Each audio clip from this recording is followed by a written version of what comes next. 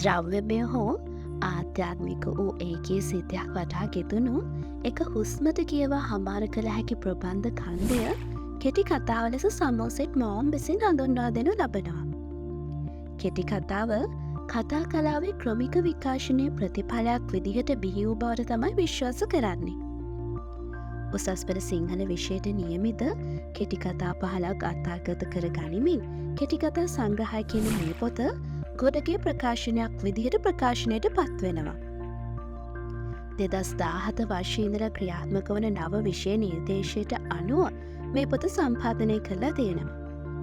පිටු 208කින් යුක්ත මේ පොතේ කෙටිකතා මූලධර්ම සහ සිංහල කෙටිකතාවේ ප්‍රභවය හා විකාශය පිළිබඳව ඉතාමත් වැදගත් පැහැදිලි සහ සවිස්තරාත්මක විස්තරයක් මහාචාර්ය කුලතිලක කුමාරසිංහ මහතා විසින් ඇතුළත් කරලා තිබීම මේ පොතේ දකින්න පුළුවන් විශේෂත්වයක්.